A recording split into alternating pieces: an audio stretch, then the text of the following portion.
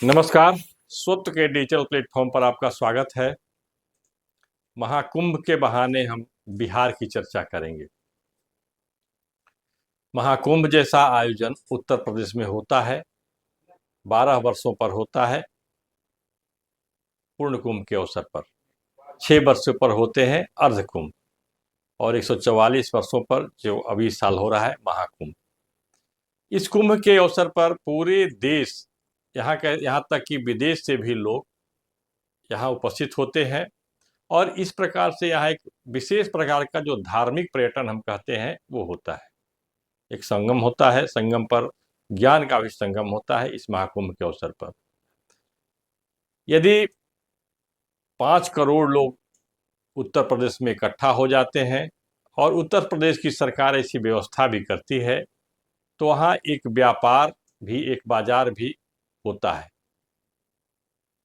इस दृष्टि से यदि हम सोचेंगे तो बिहार में ऐसी संभावना है कि नहीं, महाकुंभ जैसे आयोजन करने की संभावना बिहार में भी है, क्योंकि इस प्रकार का आयोजन परंपरा से होता है, उसके पीछे एक इतिहास होता है।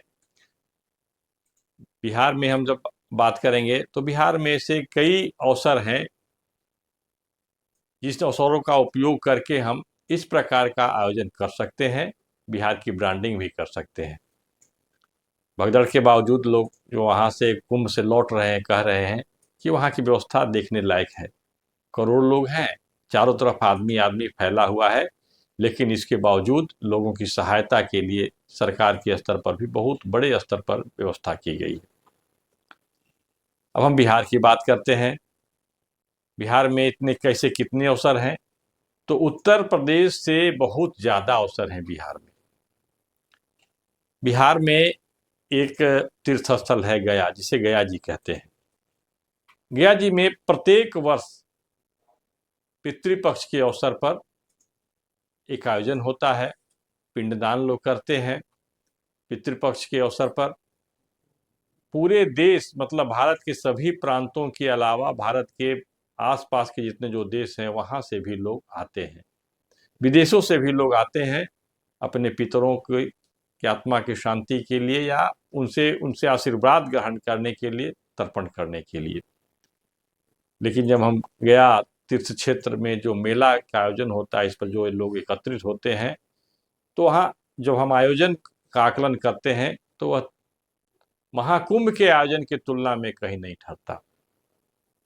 यदि हम इनकी ब्रांडिंग करें पूरे देश में, जैसा कि महाकुंभ के पहले उत्तर प्रदेश के जो कला संस्कृति विभाग थी, उत्तर प्रदेश सरकार की ओर से प्रयास किया गया, कुंभ कनक्लेव कराया गया था।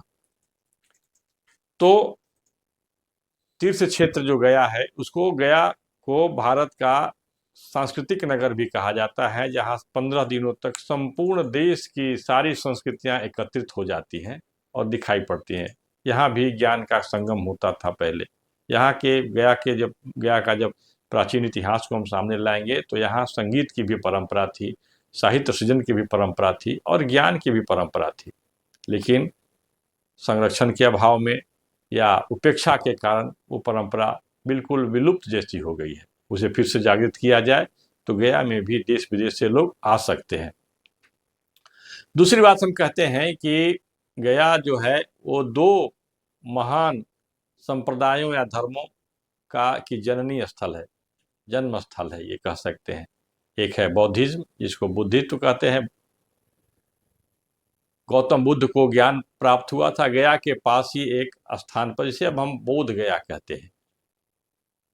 बोध गया में भी इस प्रकार के कई अवसर आते हैं जब महापरिनिर्वाण की बात होती है या जब ज्ञान चक्र प्रवर्तन की बात होती है। तो ऐसे अवसरों पर पूरे देश से ही नहीं, विदेश से भी बौद्ध धर्म के अनुयायी आते हैं और इस अवसर का उपयोग करके हम बिहार की ब्रांडिंग कर सकते हैं। और यहाँ एक इसको पर्यटन उद्योग के रूप में जिस प्रकार का विकास की संभावनाएं थी, वो उस प्रकार का विकास यहाँ दिखाई नहीं पड़ता है। तीसरी बात हम करते हैं सूर्य षष्ठी की। सूर्य षष्ठी जो है, संपूर्ण विश्व में के लोग अब जान चुके हैं कि बिहार का एक लोक पर्व है, और लोक पर्व जो है यह अनूठा है। इसमें लोग की सहभागिता होती है। इस अवसर पर जो सूर्य षष्ठी का जो व्रत है, इसको लेकर के बिहार में सूर्य सर्किट की भी बात की जा रही है। देव, उलार, पुण्यार्क, बड़गांव, ऐसे कई स्थल हैं जहां लोग सूर्य षष्ठी के अवसर पर एकत्रित होते रहे हैं, लेकिन संरक्षण की कमी के कारण, सुविधा की कमी के कारण लोग अब वहां नहीं जाते हैं। उनके बारे में उनकी ब्रांडिंग भी नहीं हुई, उनके बारे में लोगों को बताने का एक सुनियोजित प्रयास भी नहीं किया गया। तीसरी बात हम करते हैं, जब पुरुषोत्तम मास होता है, प्रत्येक 3 वर्ष पर जो अधिक मास होता है, उस अवसर पर भी बिहार में 3 स्थान हैं जहां स्नान, दान और 1 माह तक लोग रह करके कल्पवास जैसा अनुष्ठान करते हैं। वह स्थान है राजगृह, गिरिब्रज जिसका पुराना नाम था।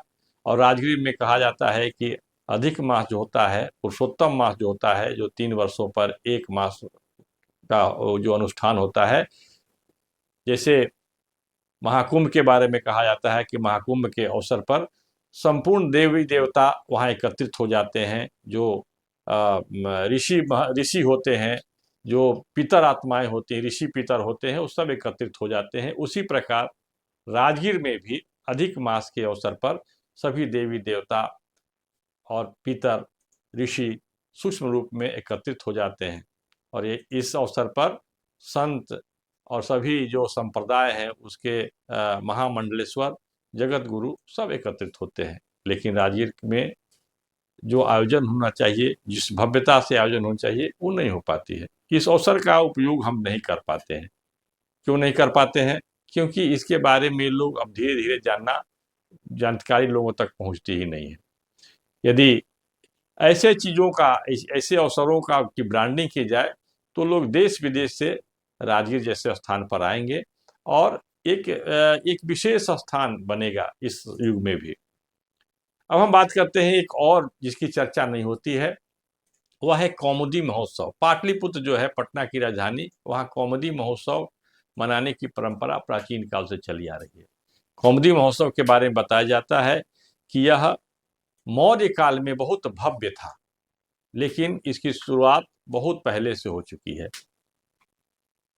कहा जाता है, जो स्रोत बताते हैं, साहित्यिक स्रोत बताते हैं कि चतुर्मास यानी बरसात के महीने में जितने जो संत होते थे, जो तपस्वी होते थे, वो एक स्थान पर स्थिर बैठते थे और उसमें ज्ञान साधना करते थे।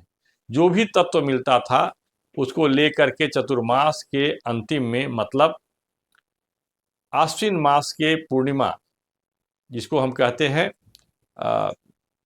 आश्विन मास की जो पूर्णिमा होती है उसे शरद पूर्णिमा कहते हैं। और कहते हैं कि रात्रि के काल में, शरद पूर्णिमा में अमृत का वर्षा होता है।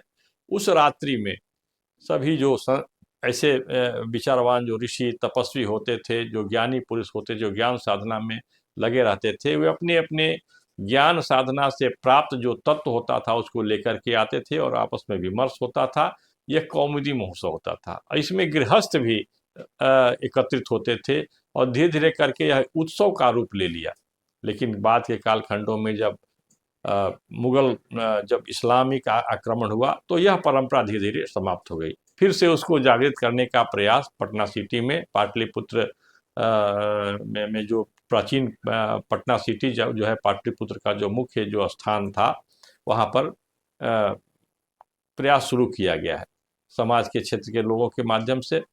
तो ऐसे ये जो कुंभ जो है एक प्रकार का एक दृष्टि भी देती है कि हमें अपने प्राचीन संस्कृति, जो श्रेष्ठ ज्ञान संस्कृति थी, उसको सामने रख करके पूरे विश्व के समक्ष बताना होगा कि हमारे पास सांस्कृतिक रूप से बहुत बड़ी चीज़ है, जहां आकर के आप सभी उत्सव के साथ, आनंद के साथ ज्ञान भी ग्रहण कर सकते हैं।